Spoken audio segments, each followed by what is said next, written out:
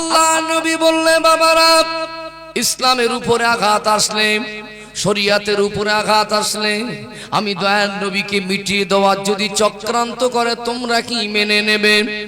ইয়া রাসূলুল্লাহ, ইয়া হাবিবাল্লাহ, হুজুর যতক্ষণ জান থাকবে, যতক্ষণ মাল থাকবে, আপনার উপরে আঘাত আসলে, কোরআনের উপরে আঘাত আসলে, ইসলামের উপরে আঘাত আসলে, সর্বস্ব আপনার কদমে কুরবান করে দিয়ে আমরা ইসলামকে আর নবীকে হেফাজত করব।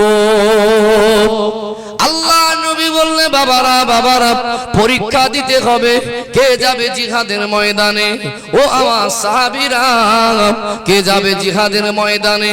বেঈমানেরা বড় সংখ্যায় সৈন্য নিয়ে, অস্ত্র শস্ত্র নিয়ে মদিনার দিকে আসছে। বাবারা, আমাকে মিটিয়ে দেওয়ার চক্রান্ত, মুসলিম জাতিকে মিটিয়ে দেবে, আল্লাহ বলনেওয়ালাদের মিটিয়ে দেবে।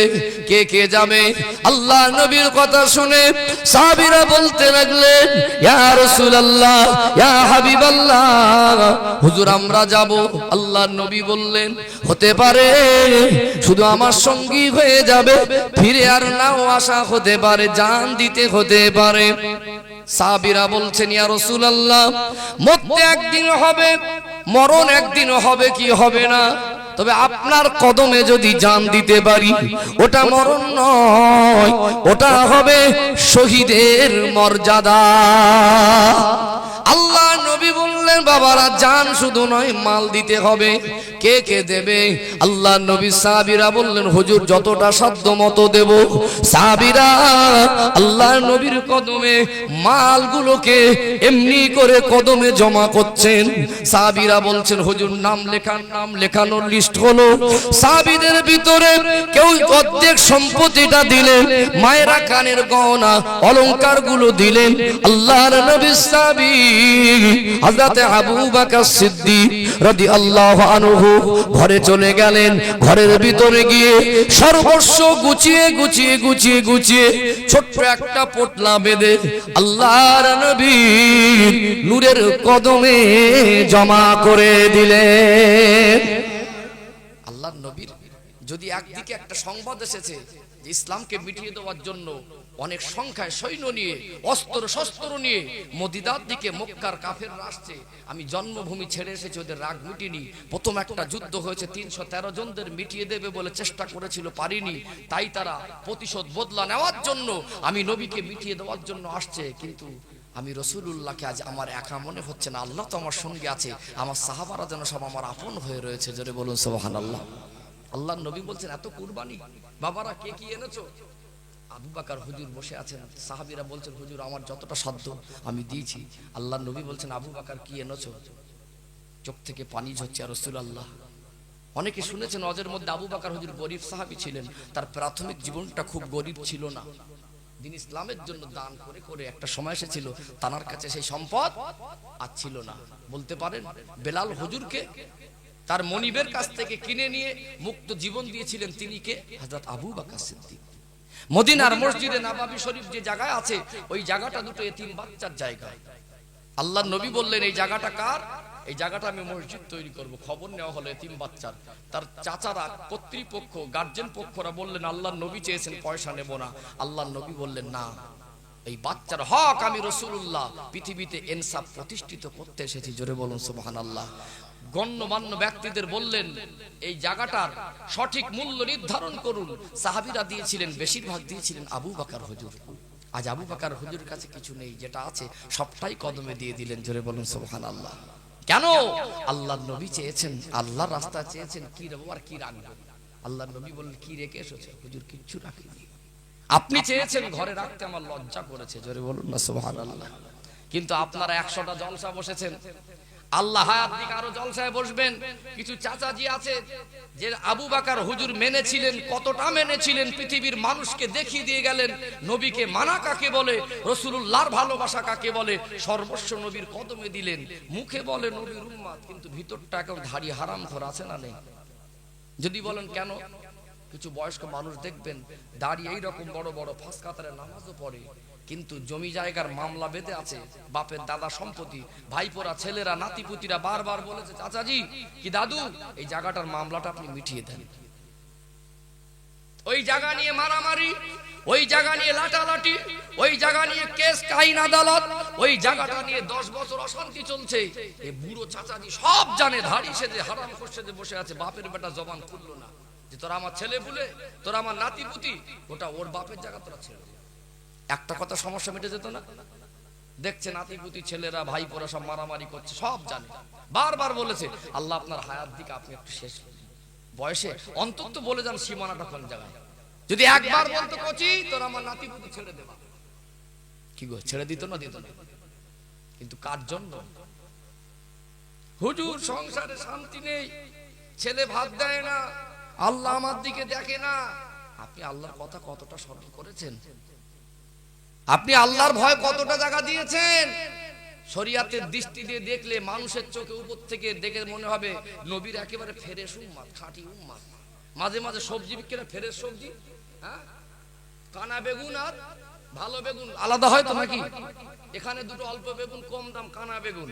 এই বেগুনটা চেহারাও ভালো, উপরটা খুব ভালো, ফাঁস কাতারে নামাজও পড়ে, কিন্তু ভিতরে দাড়ি হারাম করে আছে না নেই? আহ কি জীবন তৈরি করে গেলেন, মরে গেলেন তখনও হারাম অবস্থায়।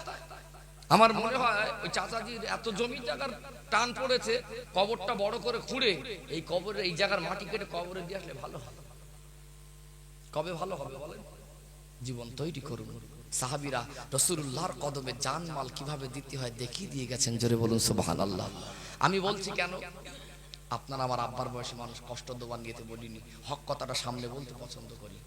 ছেলের বিবাহ হলো, মেয়ের বিবাহ হলো, বেই বাড়িতে যাবে, নতুন বিন বাড়ি যাবে, সেলুন দোকানে গিয়ে বলছে কচি একটু ভালো করে দাও, দেওয়ার পরে আয়নায় গিয়ে ভালো করে চিরুনি দিয়ে আসতে আসে বলছে কচি এই জায়গাটা ভালো করে দাও।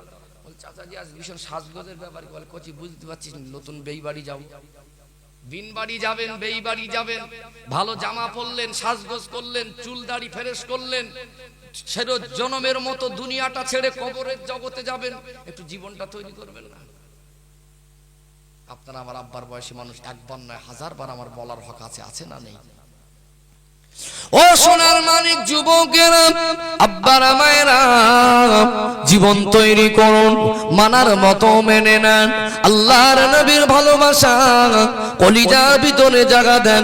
মরতে যদি হয়, এখনো দুনিয়ায় বেঁচে আছেন, মরণের জন্য একটু প্রস্তুতি গ্রহণ করেন। কুটুম বাড়ি যাওয়ার জন্য আলমারি থেকে, শোকেস আলনা থেকে দামি দামি টাকার জামা পরেন।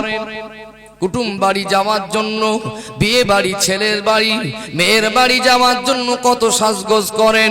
क्या तुम कब्रिस्तान के पास से कभी नहीं गुजारते? कब्र को देखकर अपने मौत को याद नहीं कर सकते? কখনো কি কবরের ধার থেকে যাও না? ভাঙা কবরটা দেখে নিজের কবরের কথাটা কি মনে করতে পারো না? খাটিয়াকে ভুলে গেছেন, কবরকে ভুলে গেছেন, কাফনকে ভুলে গেছেন, কিন্তু কবর, কাফন আর খাটিয়া কি আপনাকে ভুলেছে? জেনে রাখবেন দুনিয়া একবার, আর সুযোগ হবে না। একটু জীবন তৈরি করে নেন। ছেলে হলো, নাতিপুতি হলো, এবার রাসূলুল্লাহর ভালোবাসা কলিজায় জায়গা দেন। স্বচ্ছ জীবন করে আল্লাহর কাছে তওবা করেন, দুনিয়ায় শান্তি পাবেন, কবরে ছাড় পাবেন, আখিরাতে নাজাত পেয়ে যাবেন। জোরে বলুন সুবহানাল্লাহ। বলছিলাম সাহাবীদের জীবন আদর্শের কথা, আল্লাহর নবীকে তারা কেমন মেনেছিলেন।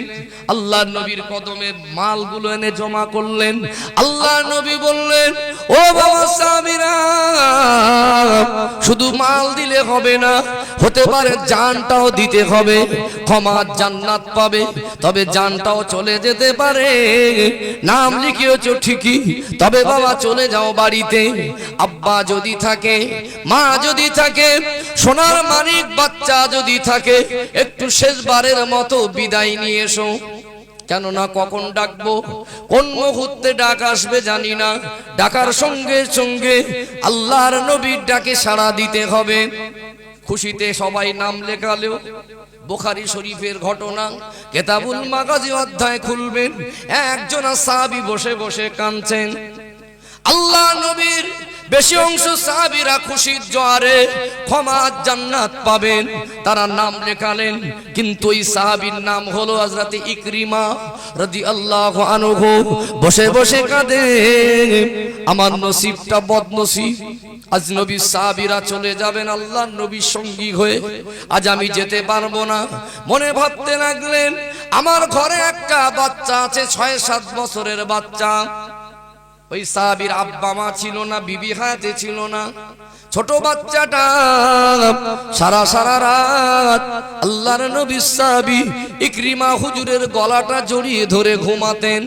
ছোট বাচ্চা যদি থাকে, আব্বা কার হাওয়ালায় রেখে যাবে, কার কাছে রেখে যাবে, একটু চিন্তা থাকে কি থাকে না।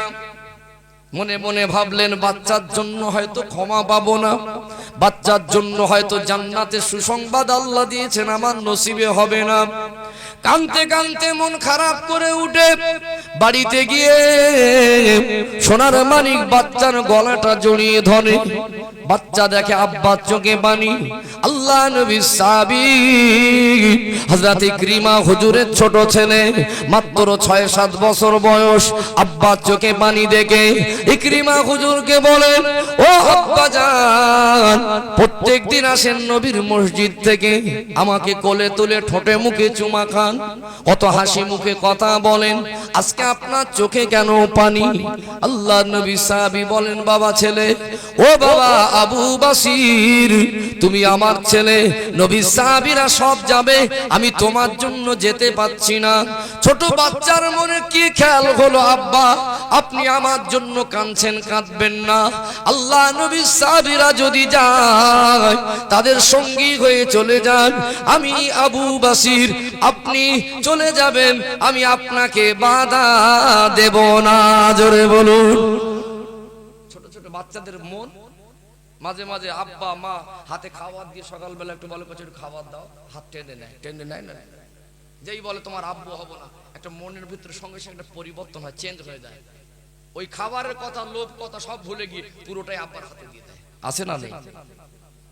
আব্বা দুঃখের কথাটা গলা জড়িয়ে ধরে কাঁদছেন, কেন? তাদের কাছে ক্ষমা আর জান্নাতটার প্রাধান্য অনেক বেশি ছিল। কথা ঠিক না বলে? এখনকার হুজুররা যেরকম আর শ্রোতা ওই রকম। আমরা তো সেই হুজুর না, যতই জান্নাতের কথা বলি, হুজুররা যেরকম ভালো করে বলতেও পারে না, আর শ্রোতা ভালো করে নিতেও পারে না। কি জান্নাত কি জাহান্নাম, মানে বলতে হয় তাই বলি, শুনতে হয় তাই শুনি, তাই তো নাকি? নবীর কথা, জান্নাতের কথাটা শুনে সাহাবীরা আনন্দের সাগরে ভেসে যেতেন। জোরে বলুন সুবহানাল্লাহ। জাহান্নামের কথা শুনে কান্নায় ভেঙে পড়তেন। কথা ঠিক না বলুন? তাদের শোনার আমাদের শোনা। তো এই বাচ্চা ছেলেটা আব্বার অবস্থা দেখে বলল, আব্বা আপনি চলে যান, আমাকে রেখে চলে যাবেন, তবে যুদ্ধ শেষ হলে আপনি সবার আগে আগে চলে আসবেন। মনটা খুশি হয়ে গেল। এই কথাটা শুনে ছুটছেন বাচ্চাকে রেখে দিয়ে। আল্লাহ নবীর দরবারে গেলেন, আসসালামু আলাইকা ইয়া রাসূলুল্লাহ হাবিবাল্লাহ। আল্লাহ নবী সালামের জবাব দিলেন, ইয়া রাসূলুল্লাহ ইয়া হাবিবাল্লাহ, হুজুর আমার নামটা আপনি লিপিবদ্ধ করেন। আল্লাহ নবী বলে, বাবা ইকরিমা কোথায় ছিলে? আল্লাহ নবীর কাছে দুঃখের কথা শোনালেন, হুজুর আমার ঘরে ছোট বাচ্চা, এই বাচ্চাটাকে কার হাওয়ালায় রেখে যাব, একটু চিন্তার মধ্যে ছিলাম। আমার বাচ্চা আমার কান্না দেখে আপনার সঙ্গে যেতে বলেছে। আল্লাহ নবী নামটা লিখে নিলেন। সাহাবীরা ঘরে চলে গেলেন বিদায় নিতে।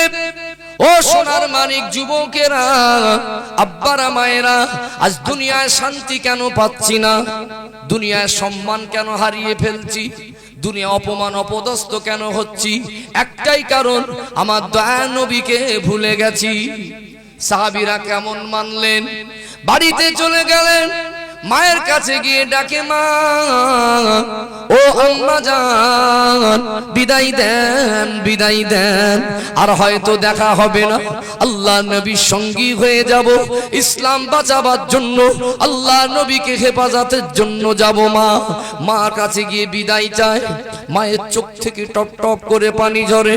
আব্বার কাছে গিয়ে আব্বা জানের কাছে গলা জড়িয়ে ধরে বলে, আব্বা জান বিদায় দেন, বিদায় দেন, হয়তো আর দেখা হবে না। দুনিয়া ছেড়ে চলে যাব আব্বা, ফিরে যদি আসি নসিব মনে করবেন, শহীদ যদি হয়ে যায় একটু আল্লাহর কাছে দোয়া করে দেবেন। আব্বা মার চোখে পানি, আব্বা মার চোখ মুছে, বাবা ছেলে তুই আমার একটা ছেলে, আশা করেছিলাম ছেলেকে নিয়ে সুখে শান্তিতে জীবন কাটাবো।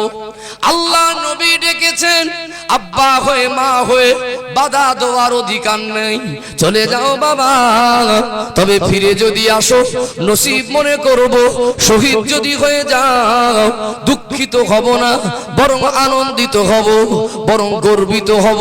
কেননা আমার সোনার মানিক বাচ্চা যদি শহীদ হয়, কিয়ামতের দিন আল্লাহ দরবারে যখন উঠব, শহীদের আব্বা মা হয়ে উঠব। নারে তাকবীর। মার কাছ থেকে আব্বার কাছ থেকে বিদায় নিচ্ছেন, চোখের পানিতে বিদায় দিচ্ছে, বাবা যাও। আল্লাহর নবী ডেকেছেন, বাধা দিলে আল্লাহ রাসূল অসন্তুষ্ট হয়ে যাবে। মরণ একদিন হবে, তবে নবীর কদমে যদি মরতে পারো ওটা মরণ নয়। ওয়ালা তাকুলু লিমা ইউক্তালু ফি সাবিলিল্লাহি আমওয়াত। আল্লাহ বলছেন যারা দ্বীনের জন্য, শরিয়াতের জন্য, ইসলামের জন্য রাসূলুল্লাহ সঙ্গী হয়ে জান কুরবান করেছেন, ওরা কখনো মরা নয়, ওদেরকে মরা বলো না। আল্লাহ বলছেন বালাহিয়া, আমি আল্লাহ বলছি ওরা জীবিত। জোরে বলুন সুবহানাল্লাহ। আল্লাহর নবীর কম বেশি 2 লক্ষ সাহাবী ছিলেন, তবে 2 লক্ষ সাহাবীদের ভিতরে যারা শহীদ হয়েছেন এরা শুধু সাহাবী না, আল্লাহ একটা স্পেশাল সম্মান দিয়েছেন, ওরা শহীদ। জোরে বলুন না সুবহানাল্লাহ। ওই শহীদ আর হবে, শহীদের দরজা পাবে, তবে নবী পাকের সঙ্গী হয়ে জান কুরবান করা সেই শহীদের মতো শহীদ আর হবে? কি জীবন তৈরি করলেন। ছেলেরে বলছে বাবা যাও। আজ আমাদের ছেলেগুলো এত নোংরা কালচারে জড়িয়ে পড়েছে, আজ আমাদের ছেলেগুলোর সঙ্গে আব্বা মার সম্পর্ক এতটাই খারাপ হয়েছে, আজ আমাদের ছেলেগুলো এতটাই আল্লাহ ভোলা নবী ভোলা হয়েছে, আজ অধিকাংশ ঘরের ছেলেরা আজকে এত নোংরা কাজে লিপ্ত পড়েছে, আপনার অবাক হয়ে যাবেন। বাড়িতে সংসারে আয় বরকত নেই, 2 পয়সা থাকলে বাপের জমিদারি ছিল, এত ঘরটা ভালো, গাড়িটা ভালো, বিবিটা ভালো, কিন্তু প্রকৃত সংসারে শান্তি নেই। কথা ঠিক না ভুল? আপনাদের পয়সাওয়ালা এলাকা তো, আল্লাহ খড়িবাড়ি, এই মহিষগদি, শাহাজিপাড়া, রাজারহাট এলাকায় মানুষের পয়সা দিয়েছে, মানুষগুলো যেমন আল্লাহ রাস্তায় দানও করে, কিন্তু এর ভিতরে মদখোরের সংখ্যা কিন্তু বেড়ে গেছে, খোলে খোলে বেড়েছে, আপনারা বুঝতে পারবেন না। সামনাসামনি বলতে পছন্দ করি, আগে ছিল হাড়িয়া মদখোর, 2-4টে বয়স্ক মানুষ মদ খেয়ে একটু মাতলামি করতো গ্রামে, বুঝতো ওই 4টে মদখোর। কত ভদ্রলোকের ছেলে রাত্রিরে মদ খেয়ে বাড়ি আসে, দামি টাকার মদ খায়, গালে দুর্গন্ধ হয় না, বকে না, ওই অবস্থায় বাড়ি আসে। বহু পরিমাণে ছেলে মদ খেয়ে মদের নেশা কাটিনি, স্বামী স্ত্রী রাত যাপন করছে, ভাবতে পারেন কত নোংরা কাজ। ওই ছেলেটা আব্বা হবে, ওর স্ত্রীটা মা হবে, তাদের ভিতরে যদি মদের মতো নোংরামি কালচার এরকম একটা নোংরা থাকে, মদ যদি তার জীবনের একটা অংশ হয়, মদ ছাড়া যদি রাত না পার হয়, ওই মদখোরের ঔরসের ছেলেটা ভালো সন্তান হবে? ছেলেদের চিন্তাধারা পাল্টে গেছে। বাপ করে গিয়েছিল ভালো ঘর বাড়ি, বাপ করে গিয়েছিল কিছু জমি জায়গা, ব্যবসা বিজনেস, বাপ মরে গেছে মানে এখনকার ছেলেরা মনে করছে আমার ঘাট থেকে একটা বোঝা কমে গেছে। আব্বা যে কি নিয়ামত, মা যে কি নিয়ামত, আব্বার মার দোয়া যে কত বড় দোয়া, সে চিন্তা মাথায় নেই। বহু ঘরে সংসারে আব্বার মা এত কষ্ট করে মানুষ করার পরেও ওই ঘরে যেই ছেলেটা এতদিন সম্পর্ক ভালো ছিল, যেই বিবাহ হলো 6 মাস পরে ছেলেটা আলাদা হয়েছে না হয়নি? আজ ঘরে শান্তি নেই। তবে আপনাদের এলাকায় বন্ধনের লোন এসেছে কি বলতে পারবো না, অধিকাংশ জায়গায় গরিব এলাকায় সব বন্ধনের লোনের সংখ্যা বেশি বেড়ে গেছে। কথা ঠিক না? বাপ এত সুন্দর বাড়ি করে গেল, তোমার বাপ তো ছেলে পুলে মানুষ করার পাশাপাশি একটা বাড়ি তৈরি করে গেছে, তোমার তো ঘর বাঁধার চিন্তা নেই, 2টো বাচ্চা কিনে বিবিকে নিয়ে একটু হালাল রুজি উপার্জন করে চালাতে পারছো না। খবর নিয়ে দেখেন সব সুদখোর। বন্ধনের লোন ঢুকেছে দিকে হয়েছে, বিপদে মুসিবতে পড়ে যেই দেখো একটা বন্ধনের লোন নিলি হয় না। তা ভাবিটা বলছে না তুমি খারাপ বলুনি, হবে তা কি হবে বলছে, ওই বুড় নিয়েছিল, বুড় কাছে গিয়ে যোগাযোগ করলে হয়ে যাবে। ভাবি গেছে, ভাবি এখন দেখা যাচ্ছে শরিয়াতের যে আল্লাহর বিধানটাকে সামান্য জাররা পরিমাণ দাম না দিয়ে, মূল্য না দিয়ে, ভাবি আর ভাই ডিসিশন নিয়েছে যে বন্ধনের লোন থেকে একটা অ্যামাউন্ট আমি নিয়ে সংসার চালাবো। যাই হোক, এখন সমাজের চিত্র দেখছি, বলছে হুজুর যে ভাবি সুন্দরী সেই ভাবিটা বন্ধনের লোনের সেক্রেটারি, মানে অফিসার তো দরজা খুলে রেখেছে, আসলে ওদের লাভ। ভাবি গেছে, এখন ভাবিকে বলছে ভাবি তুমি লোন পাবে না তো পাবে কে? তোমার মতো লোক তো আমার দরকার, যে ভাবি তোমার ট্যালেন্ট আছে, তোমার যোগ্যতা আছে। ভাবিটা দেখেছে ভাবি শাড়ি পরেছে মশারি, ভাবি কথা বলতে পারে ভালো, ভাবির বলেছে এই কজনের দায়িত্ব তোমার, এই গ্রুপের দায়িত্ববান তুমি পরিচালনা করো। হঠাৎ বলছে এই দেখো আমার সে অফিসার আসবে, সেই লোন নিয়েছিলাম মনে নেই, একটু মিটিং আছে জাতি হবে। একজন বন্ধু এসে বলছে ভাই ভাবি কই, ও তোতলাচ্ছে, বলে কই বল না, আমার বন্ধনের লোনের অফিসার মানে পানি দিলে ভালো হয়, তোতলে যাচ্ছে, মানে ফুলে কলাবাং হয়ে গেছে, যে আমার গিন্নি বন্ধনের লোনের সেক্রেটারি হয়েছে, অফিসারের সঙ্গে মিটিং করছে, ফুলে কলাবাং হয়ে গেছে। হতভাগা, কপাল ফাটা, নির্লজ্জ, অপদার্থ, অযোগ্য স্বামী। তোমার স্ত্রী পর্দায় থাকবে, নামাজ পড়বে, কোরআন তেলাওয়াত করবে, আল্লাহ ঘরে রহমত আর বরকত ঢেলে দেবে না? কলাবাগানে ফুলে যাচ্ছে। আমার স্ত্রী, আমার গিন্নি বন্ধনের লোনের সেক্রেটারি, আমার গিন্নির আন্ডারে 5-6টা ভাবি রয়েছে, আমার গিন্নি মিটিং করতে গেছে, মানে ফুলে কলাবাগ। কিন্তু প্রকৃত স্বল্প সময়ের জন্য ওর এডুকেশনের অভাব।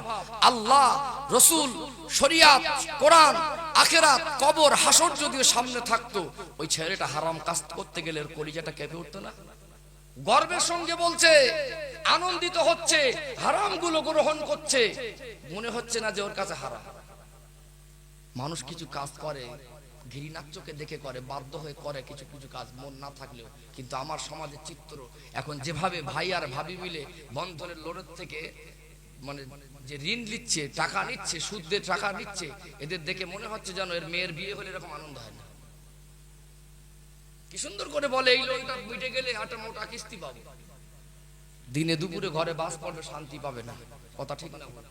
আজ এই ছেলেদের নোংরা কালচারের জন্য কিয়ামতের দিন আব্বা মা গুলো লজ্জিত হবে। কেউ উঠবে সুদখোরের আব্বা মা হয়ে, কেউ উঠবে মদখোরের আব্বা মা হয়ে, কেউ উঠবে দরজা ঠেলা পাটির আব্বা মা হয়ে। নবীর সাহাবীদের আব্বা মা গুলো কত বড় সৌভাগ্যবান। তারা বলছেন বাবা ছেলে তোমরা চলে যাও, যদি শহীদ হয়ে যাও নসিব মনে করব, ফিরে আসলেও নসিব মনে করব, যদি শহীদ হও গর্বিত হব, আনন্দিত হব, কেননা কিয়ামতের দিন শহীদের আব্বা মা হয়ে উঠবো। জোরে বলুন সুবহানাল্লাহ। আজ নিজে তো গুনার কাজে লিপ্ত হচ্ছে, নিজে নোংরা কাজে, নোংরা কালচারে জড়িয়ে পড়ছে, এর কারণে কিয়ামতের দিন আব্বা মাও লজ্জিত হবে। হবে না? হবে না? জীবন তৈরি করুন, রাসূলুল্লাহর ভালোবাসা কলিজায় জায়গা দেন। স্বল্প সময় বন্ধনের লোনের মতো হারাম অংশ শরীয়তের বিধানকে না মেনে সংসারে যদি লাগিয়ে দেন, জেনে রাখবেন আপনার ঘরে ছোট ছোট সোনার মানিক কলিজার টুকরা বাচ্চাগুলো আছে, এই বাচ্চাদের মুখে কি তুলে দিচ্ছ ওটা একেবারে হারাম। তুমি কেন নামাজ পড়লে না? মনের কথা, মনের কষ্ট, মনের বেদনা আল্লাহর কাছে কেন চাইলে না? আমার আল্লাহ দয়াময়, কখনো কাউকে ফেরায় না। বান্দা ডাকার মতো ডাকতে জানে না, ডাকার মতো ডাকলে বান্দা আল্লাহ দয়াময় কাউকে ফেরায় না। জোরে বলুন সুবহানাল্লাহ। আজ যদি নামাজ পড়ে আল্লাহর কাছে চাইতো, আমার আল্লাহ কখনো ফিরিয়ে দিত না।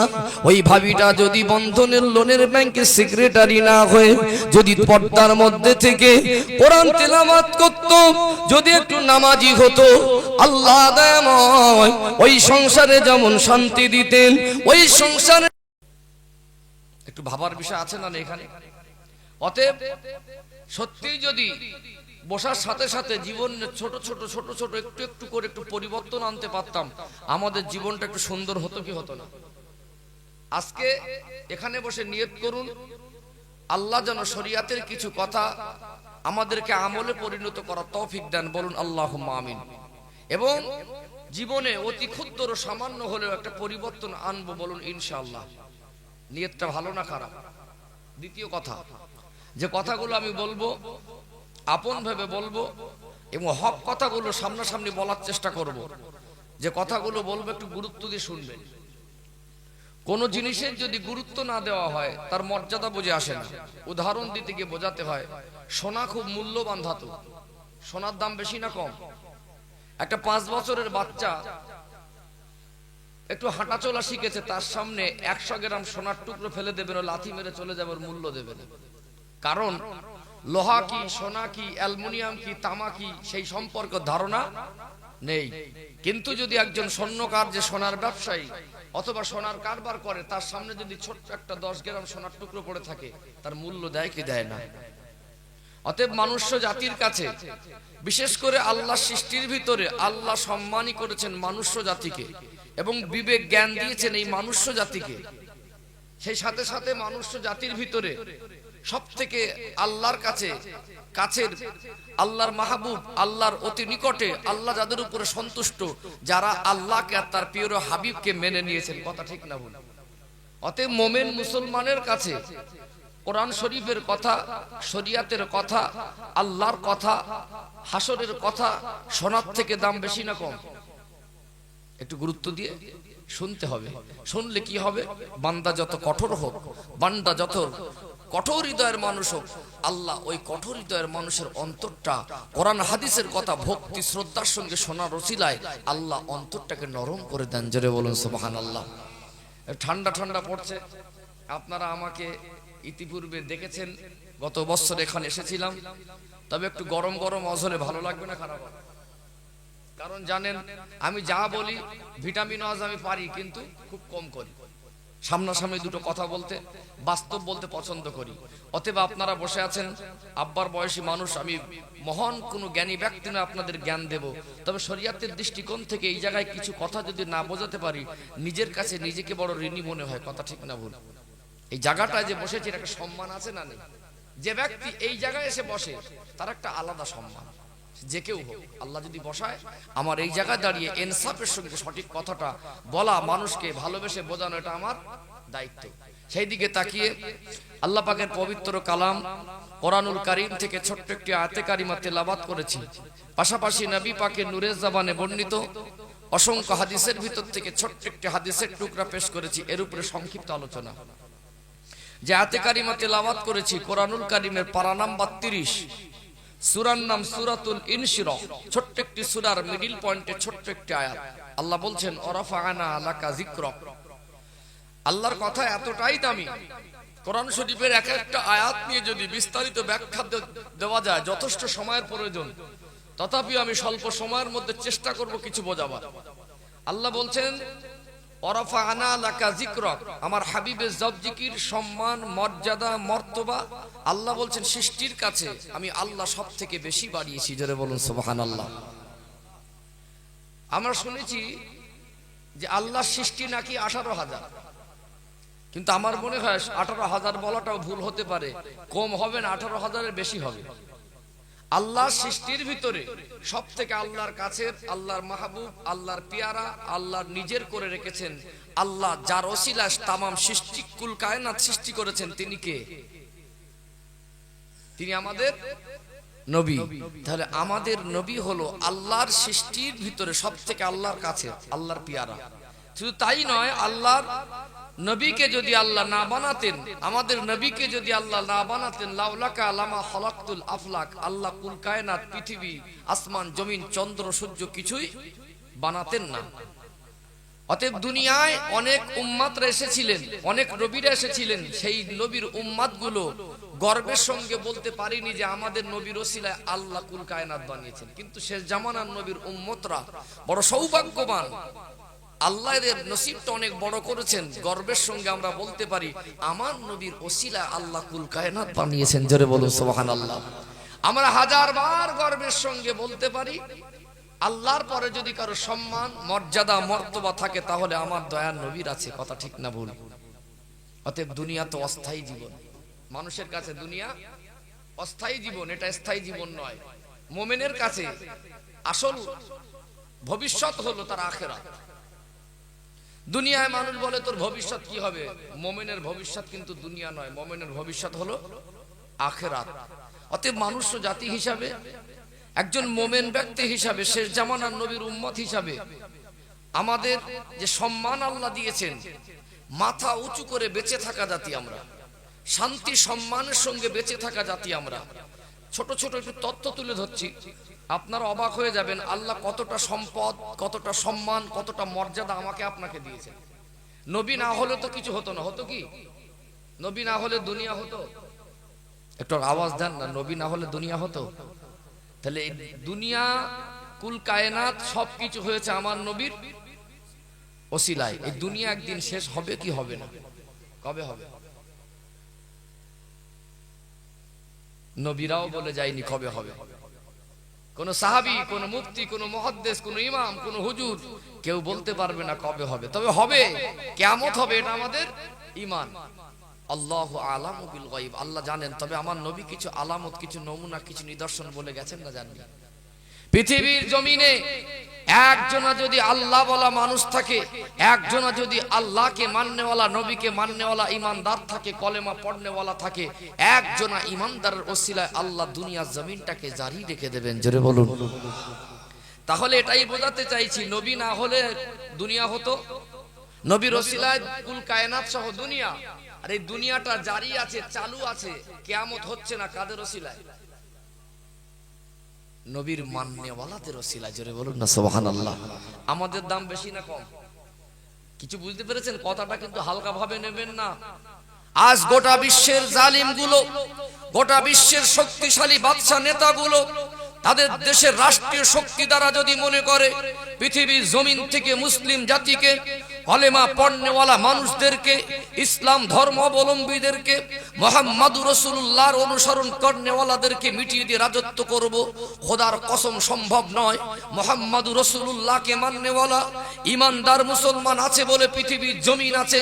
যেদিন পৃথিবীর জমিন থেকে আল্লাহ বলা, কলেমা পড়া ঈমানদার চলে যাবে, সেদিন পৃথিবীর জমিনটা আমার আল্লাহ ফানা করে দেবেন। জোরে বলুন, একটু দিল খুলে বলেন, একটু কলিজা ভরে বলেন, নারে তাকবীর, নারে তাকবীর।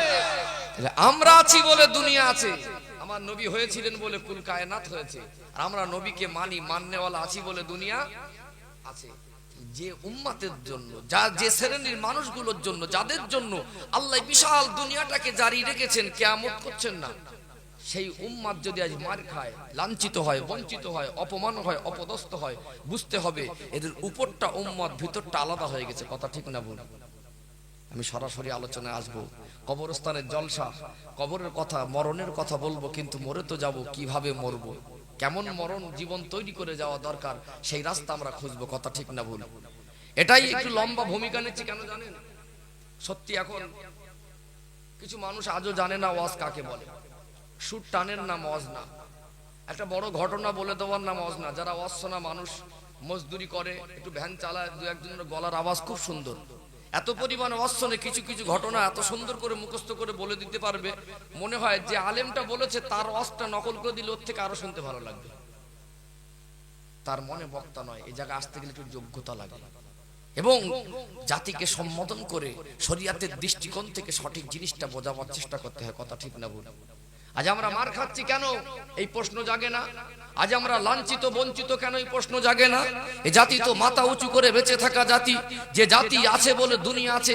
সেই জাতির আজকে নিজেদের ভিতরে হিংসায় জড়িয়ে পড়েছে না পড়েনি?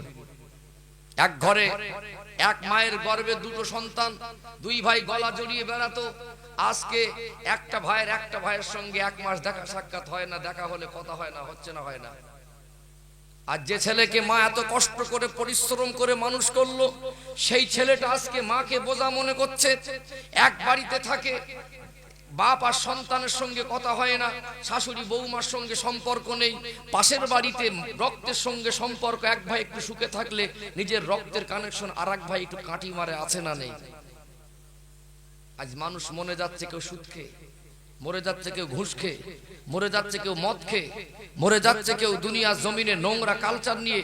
অতএব আমাদের জীবন তৈরি করতে হবে। আল্লাহ আমাদের যথেষ্ট সম্মান দিয়েছে না দেয়নি? পৃথিবীতে আমার নবীর সম্মান, মর্যাদা, মর্তবা আল্লাহর পরে, তাই তো নাকি? সেই নবীর ভালোবাসা, সেই নবীর আদর্শ যে মেনে নেয়, পৃথিবীর কাছে আল্লাহ তাকে সম্মানই করে দেয়। জোরে বলুন সুবহানাল্লাহ। আমি পয়েন্ট বোঝাবো আমরা কেমন নবীকে ভুলে গেছি। সেই নবীর আদর্শ মেনে নিলে আল্লাহ কতটা সম্মান দেয়। এবং দুনিয়া জীবন থেকে চলে যাওয়ার আগে 3টে জায়গায় কামিয়াবির রাস্তা খুঁজে নিতে হবে। একজন মোমেনের কাছে 3টে স্টপিসে কামিয়াবি তার জীবনের সবথেকে বড় কামিয়াবি। বেঁচে থাকা অবস্থায় সম্মানের সঙ্গে, শান্তির সঙ্গে ঈমান নিয়ে বেঁচে থাকা একটা কামিয়াবি। একটা মানুষ মুসলমান সম্মান ঈমান আর শান্তির সঙ্গে বেঁচে থাকবে, এর থেকে বড় কামিয়াবি আর কিছু হতে পারে? দ্বিতীয় কামিয়াবি কবরের জগৎ থেকে ছাড় পেয়ে যাওয়া। তৃতীয় কামিয়াবি হলো শেষের স্টপেজে আখিরাতে নাজাত পেয়ে যাওয়া। কথা ঠিক না ভুল? তিনটে জায়গায় যদি কেউ কামিয়াব হয় সে পরিপূর্ণ কামিয়াবি হাসিল করলো। অতএব আমরা তো বেশিরভাগ মানুষ, আমার সমাজ থেকে যে মানুষগুলো আমাদের থেকে চলে যাচ্ছে, প্রত্যেক বছরে কবরস্থানের কাতারে 2-4 জন করে মানুষের কবর বেড়ে যাচ্ছে, কিন্তু এই কামিয়াবি তিনটে জায়গার কটা কামিয়াবি নিয়ে যাচ্ছে? প্রত্যেক ইমানদার মুসলমানের টার্গেট হলো তিনটে জায়গায় কামিয়াবির জন্য জীবন তৈরি করা। কথা ঠিক না বল? সেই রাস্তা খুঁজবো।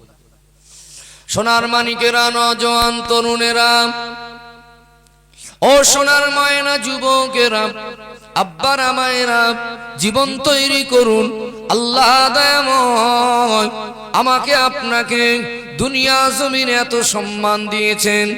আমরা দুনিয়া জমিনে দয়ার নবীকে, আল্লাহর প্যারা হাবিবকে মাননেওয়ালা আছি বলে, আল্লাহ নবীকে মেনে নেওয়া ব্যক্তি আছে বলে, আল্লাহ নবীর মাননেওয়ালা উম্মত আছে বলে আল্লাহ দয়াময় পৃথিবীর জমিনটাকে জারি রেখেছেন। জোরে বলুন সুবহানাল্লাহ। যে ব্যক্তিদের জন্য আল্লাহ দয়াময় এই দুনিয়া জমিনটা জারি রেখেছেন, সেই জাতি অপরের কাছে লাঞ্ছিত বঞ্চিত হওয়া জাতি নয়। সেই জাতি মানুষের কাছে মার খাওয়া, মাথা নিচু করে চলা জাতি নয়। এই জাতি আল্লাহর কাছে মাথা নত করে। দিনে 5 বার আল্লাহর ঘর মসজিদ থেকে আওয়াজ আসে, হাইয়া আলাস সালাহ, বান্দা নামাজের দিকে এসো। হাইয়া আলাল ফালাহ, বান্দা মঙ্গলের দিকে এসো। বান্দা যদি 5 বার স্রষ্টার ডাকে সাড়া দিয়ে তার মাথাটা স্রষ্টার কাছে নত করা অভ্যস্ত করে, আল্লাহ দয়াময় ওই মাথাটা পৃথিবীর আর কোন শক্তি, পৃথিবীর আর কোন ব্যক্তির কাছে নত করাবে না। জোরে বলুন সুবহানাল্লাহ। পৃথিবীতে যে ব্যক্তি স্রষ্টার কাছে দিনে 5 বার মাথা নত করে অভ্যস্ত করেছেন, স্রষ্টার কাছে মন দিয়ে মাথা নত করে, ওই মাথাটা আল্লাহ পৃথিবীর কোন শক্তির কাছে আর নত করায় না। জোরে বলুন। আজ আমাদের চরিত্র কত নোংরা হয়ে গেছে না? আজ এত অশান্তিতে ভুগছি কেন? সেই রোগের ঔষধ খুঁজবো, বলুন ইনশাআল্লাহ। জীবন তৈরি করুন। রাসূলুল্লাহ ভালোবাসা কলিজায় জায়গা দেন। আল্লাহ নবী না হলে জান্নাত জাহান্নাম হতো না, চন্দ্র সূর্য হতো না, দুনিয়া জমিন হতো না। যে নবীর ওসিলায় আল্লাহ দয়াময় কুল কায়নাত বানিয়েছেন, সেই নবীর সম্মান মর্যাদার মর্তবা আল্লাহ পাকের পরে আমার আল্লাহ সব থেকে বেশি বাড়িয়েছেন। জোরে বলুন সুবহানাল্লাহ। দুনিয়ার নেতাদের পিছনে ভক্ত হয়ে গেছেন, দুনিয়ার নেতাদেরকে অনুসরণ করছেন। শ্রেষ্ঠ নবী নূরের নবীর ভালোবাসা আমি আপনি ভুলে গেছি। আজ যদি মুরব্বীদের দেখেন, দেখতে পাবেন দিনে একটা দিন অতিবাহিত করে আমার রাসূলুল্লাহর আদর্শ, রাসূলুল্লাহর ভালোবাসা, তার ভিতরে ওই দিনটা অতিবাহিত হলো, ওই সপ্তাহ অতিবাহিত হলো, ওই মাসটা অতিবাহিত হলো আল্লাহ রসুলের আদর্শ ছেড়ে বেঈমান জালিমদের আদর্শটা জীবনে কাজে লাগিয়েছেন। যুবকদের যদি দেখেন, কিছু কিছু যুবকরা সুদখোর আর ঘুষখোর, কিছু কিছু যুবক আছে আজও কুকুরের মতো দাঁড়িয়ে পেশাব করে কি করে না। কিছু কিছু আমার ঘরের ছেলেরা আছে মদ পান করে রাস্তার ধারে কুকুরের মতো পড়ে থাকে। আজ কেন লাঞ্ছিত বঞ্চিত হচ্ছেন বুঝতে পারছেন না। আজ যদি অন্য জাতি আমাকে আপনাকে খেলনা বানায়, এই জাতি তো অন্য জাতির কাছে খেলনা বানা জাতি নয়।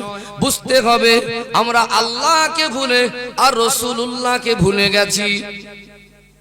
পৃথিবীর জমিনে যারা নবীকে মেনেছেন, আমার নবী ভালোবাসা, আমার নবীর মহব্বত কলিজায় জায়গা দিয়েছেন, আল্লাহ দয়াময় আমার নবীর ওসিলায় পৃথিবীর কাছে তাদেরকে সম্মানী বানিয়ে দিয়েছেন। জোরে বলুন সুবহানাল্লাহ। এমন নবী পেয়েছি, সেই নবীর আদর্শ, সেই নবীর ভালোবাসা একটু কলিজায় যদি জায়গা দিতে পারেন, আল্লাহ কতটা সম্মানী করেন একটু উপলব্ধি করেন। দুনিয়া জমিনে নূরের নবীর ছোঁয়া, নূরের নবীর ভালোবাসা, আল্লাহর নবীর কদমের ধুলি, আল্লাহর নবীর মহাব্বত কোন ব্যক্তি অথবা বস্তুর সঙ্গে যদি সম্পর্ক হয়, আল্লাহ দয়াময় পৃথিবীর কাছে তাকে শ্রেষ্ঠ সম্মানী বানিয়ে দেন। জোরে বলুন সুবহানাল্লাহ। এক নাম্বার পয়েন্ট বলছি, বলুন তো দেখি মদিনার জমিনকে পৃথিবীর মানুষ জানে কি জানে না? কোন মদিনা? কোথাকার মদিনা? ওই মদিনা শরীফের নামটা মদিনা ছিল না। ইতিহাস বলছে মদিনা শরীফের নাম ছিল ইয়াসরিব। আল্লাহ নবীর নূরের কদমের ধুলি, আল্লাহর নবীর নূরের কদমের ছোঁয়া মদিনার জমিনের মাটি পেয়ে গেল। মদিনার জমিনের মাটি বড় ভাগ্যবান, নূরের নবীর ছোঁয়া পেয়ে আজ পৃথিবীর কোনায় কোনায় মদিনা জমিনের মাটিটা মানুষের কাছে সম্মানী হয়ে গেছে। একটা কথা ভাবেন, পয়েন্ট বলছি কিন্তু, দুনিয়ার মানুষ মদিনাকে জানতো না, চিনতো না যদি নবী পাকের নূরের কদমের ধুলি মদিনায় না পড়তো, তাই তো নাকি? ওই মদিনার নামটা কোনোদিনই মদিনা হতো না। পৃথিবীর কোনায় কোনায় যেখানেই যাবেন সেখানে মানুষ যদি থাকে আমার নবীর মান্যওয়ালা আশেকও পাওয়া যাবে। জোরে বলুন। আর পৃথিবীর যে কোনো দেশে যাবেন সেই দেশে আমার নবীর আশেক যদি থাকে সেখানে মদিনা শরীফের নামটাও আছে। জোরে বলুন না। কোথাকার মদিনা? মদিনাকে মানুষ জানতো না, চিনতো না। ওই মদিনা তো আমার নূরের নবীর কদমের ধুলিটা পেয়ে গেছে, তাই তো মদিনা সম্মানী হয়েছে। কথা ঠিক না ভুল? আল্লাহর নবীর সঙ্গে একটু সম্পর্ক যদি হয় আল্লাহ তাকে শ্রেষ্ঠ সম্মানী করে। আল্লাহ নবীকে দুধ পান করিয়েছিলেন, আল্লাহ নবীর দুধমা হযরতে হালিমা সাদিয়া। কত হালিমা নামের মা আছে না নেই? ওই হালিমা নামের মা গুলোকে তার পাশের পাড়ার মানুষ তাদের নাম জানে না, চেনে না, কিন্তু নবীর দুধমা হালিমা জিজ্ঞাসা করে দেখবেন পৃথিবীর কোনায় কোনায়, ও মুসলমানেরা, হালিমা নামে কোন ব্যক্তিকে কি চেনেন? অন্তর থেকে সম্মান শ্রদ্ধা আসে কে হালিমা? কোন হালিমা? একজন হালিমাকে চিনি, উনি অন্য কেউ নয়, যিনি নূরের নবীকে দুধ পান করে বড় করিয়েছিলেন। জোরে বলুন। কোথাকার হালিমা? দুধ পান করালেন, নবীকে মেনে নিলেন। কত দুধ পান করানোওয়ালা মা ছিলেন, কথা ঠিক না ভুল? কত আরো বাচ্চাদের দুধ পান করছেন, দুটো দশটা, তাদের নামটা তো কই মক্কা জমিন থেকে মদিনায় পৌঁছায়নি, কিন্তু নবীর দুধমা হালিমা। পৃথিবীর কোনায় কোনায় যাবেন যেখানে নবীর নাম আছে সেখানে দুধমা হালিমার নামটাও আছে। জোরে বলুন না সুবহানাল্লাহ। কিসের ওসিলায়? আমার নবীকে যদি দুধ পান না করাতেন, ব্যক্তি অথবা বস্তু, নবীর ভালোবাসা, নবীর নূরের ছোঁয়া যেখানেই লেগে যায় আল্লাহ তাদেরকে সম্মানই করে দেন। জোরে বলুন সুবহানাল্লাহ। নবীর সাহাবীদের নামটা পৃথিবীর কোনায় কোনায় আছে না নেই? কত বিশিষ্ট সাহাবী যে যতটা মেনেছে আমার নবীকে আল্লাহ পৃথিবীর কাছে তাকে ততটা সম্মানই করেছেন। জোরে বলুন না সুবহানাল্লাহ। আমরা কতটা মেনেছি একটু বাস্তবের সঙ্গে মিল রাখবো। আজ আমাদের জীবন কতটা শেষ করে ফেলেছে একটু দেখুন। সাহাবীরা কি রকম মেনেছেন, আমরা তাদের থেকে শিক্ষা নেব। দুনিয়া ছেড়ে তারা দুনিয়ার জীবনে বেঁচে থাকার থেকে রাসূলুল্লাহকে মেনে নেওয়াটা বড় মনে করেছিলেন। জোরে বলুন সুবহানাল্লাহ। আমরা কতটা মেনেছি? মেনেছি তো মেনেছি, মুখে বলে মানি, কিন্তু ভিতরে বড় বড় হারাম করা আছে না নেই? মুখে বলে মানি, ভিতরটা আলাদা আছে না নেই? আল্লাহর নবী সাহাবীদের জীবন আদর্শ দেখুন। আজ তো আমরা ঈমানদার দাবি করি, আজ কেন মার খাচ্ছি? একটা রাস্তা দেখবেন, এখন যদি আমি হাত তুলতে বলি মুসলমান কারা হাত তোলেন, সবাই হাত তুলবেন, তুলবেন না? কিন্তু যদি বলি মুসলমান কাকে বলে বলেন তো, কটা মানুষ বলতে পারবে ভিতর থেকে যে আমরা মুসলমান? এটাই জানি আমার আব্বা মুসলমান, আমার মা মুসলমান, ছোটবেলায় আমাকে মুসলমানই দিয়েছিল তাই আমি মুসলমান। কিন্তু ঈমানটাকে নিজের জীবনে হারাবে না বলে কত জুলুম অত্যাচার সহ্য করেছে। সাহাবীরা জানটুকু কুরবান করেছেন, জান দিয়েছে, ঈমান দেয়নি। তাদের কাছে ঈমানের মূল্য ছিল। বাপ মুসলমান, ছেলে মুসলমান, মা মুসলমান, ছেলে মুসলমান, এই জন্য যা ইচ্ছা তাই করছে। আজ আমাদের কারণে ইসলামের উপরে আঘাত আসছে, অন্য জাতির আঙুল তুলছে। সাহাবীদের জীবন তৈরি করা কাকে বলে দেখুন। ও সোনার মানিক যুবকেরা, আব্বারা মায়েরা, জীবন তৈরি করুন। এই কবরস্থানের জলসা দুনিয়া ছেড়ে চলে যাবেন, আমি চলে যাব, আপনি যাবেন, কখন কার ডাক আসবে কেউ জানে না। তবে মরণের আগে একটু জীবন তৈরি করুন। আমার কত আব্বার বয়সী মানুষ আছেন, আল্লাহ 60-70 বছর হায়াত দিয়েছেন, এখনো পর্যন্ত দিনে 5 বার করে মতিয়ার তামাক ডলে, আছে না নেই? ওই চাচাজিকে জিজ্ঞাসা করবেন, চাচাজি আপনি যে 5 বার মতিয়ার তামাক ডলেন দিনে, তো আপনি তখন সময় মতো ভোলেন না, সারা দিন চলে গেল, একবার কি নবীর শানে দরুদ শরীফ পড়েছেন? অনেক মানুষ মরে যাচ্ছে, ওই মানুষটার গালে তখনও বিড়ির গন্ধ। আমার নবী জীবন আদর্শ নেই। আল্লাহ যে সব মানুষদের পয়সা দিয়েছে, বেশিরভাগ পয়সাওয়ালা মানুষদের দেখবেন বয়স হয়েছে তখনও জোয়ান স্বাস্থ্যে বড় আশা, এখনো দাড়িটা ছেড়ে দিতে পারিনি, মরে গেল মানুষটা, বিড়ি খেয়ে মরে গেল মানুষটা, বেনামাজি হয়ে মরে গেল মানুষটা। সময় দুনিয়ায় অনেক পেয়েছিল, আল্লাহ গাড়ি বাড়ি দিয়েছিলেন, সোনার মানিক বাচ্চা দিয়েছিলেন, সুখ শান্তি পেয়ে জীবন তৈরি করে যায়নি, মরে গেছে দুনিয়া জমিনে ফাসেক হয়ে দাড়ি চাচা অবস্থায়। আল্লাহর নবী সাহাবীরা কি জীবন তৈরি করলেন। আল্লাহর নবী মদিনা জমিনে, মক্কা জমিনে 13 বছর মার খেয়েছেন, বেঈমানদের জুলুম অত্যাচার সহ্য করেছেন। আল্লাহর নবীর মক্কি জীবনে বড় কষ্ট পেয়েছেন, মদিনা জীবনে আল্লাহর নবী শেষ জীবনে একটা শান্তির জান্নাতি পরিবেশ তৈরি করেছিলেন। জোরে বলুন সুবহানাল্লাহ। আল্লাহর নবী হুজুর আমার মদিনা মসজিদে নববী শরীফে আল্লাহ কোরআনুল কারীমের আয়াত নাজিল করে জানিয়ে দিলেন, ওয়াসারিউ ইলা মাগফিরাতিম মির রাব্বিকুম ওয়া জান্নাতিন আরদুহাস সামাওয়াতু ওয়াল আরদ উইদ্দাত লিল মুত্তাকিন। আল্লাহ বলছেন ওয়াসারিউ, ছুটে ছুটে এসো, ইলা মাগফিরাতিম মির রাব্বিকুম, তোমার রবের ক্ষমার দিকে, ওয়া জান্নাতিন আরদুহাস সামাওয়াতু ওয়াল আরদ, আল্লাহ দয়াময় শুধু ক্ষমা করবেন না, আসমান আর জমিনের মাঝে যতটা খালি জায়গা অত বড় জান্নাত দিয়ে দেবেন। জোরে বলুন সুবহানাল্লাহ। আয়াত নাজিল হলো, আল্লাহর নবী সাহাবীদের শোনাচ্ছেন, বাবারা এটা পরীক্ষা দিতে হবে, কারা কারা দুনিয়ায় বেঁচে থাকা অবস্থায় একটা কাজ জীবনে কষ্টের সঙ্গে পরীক্ষা দিয়ে উত্তীর্ণ হয়ে যদি যেতে পারো, আল্লাহ ওয়াফাত দিয়েছেন, আল্লাহ ওয়াদা করেছেন দুনিয়ায় ক্ষমা পেয়ে যাবে। আর আল্লাহ শুধু ক্ষমা করবেন না, ক্ষমার সাথে সাথে আসমান আর জমিনের মাঝে যত বড় খালি জায়গা অত বড় জান্নাতের হকদার হয়ে যাবে। জোরে বলুন সুবহানাল্লাহ। আল্লাহর নবী সাহাবীরা বলতেন, হুজুর যদি কেউ ক্ষমা পেয়ে যায় আর জান্নাতের হকদার হয়ে যায়, এর থেকে বড় কামিয়াবি আর কি হতে পারে? কি করতে হবে আপনি বলুন। আল্লাহর নবী বলছেন, বাবা পরীক্ষাটা কঠিন, সহজ নয়। ইয়া রাসূলুল্লাহ, বেঁচে থাকাটা আপনার জন্য, মরে যাওয়াটাও আপনার জন্য। আপনি যা বলবেন, যেটাই বলবেন, আমরা জান মাল আপনার কদমে কুরবান করে দেব। জোরে বলুন সুবহানাল্লাহ।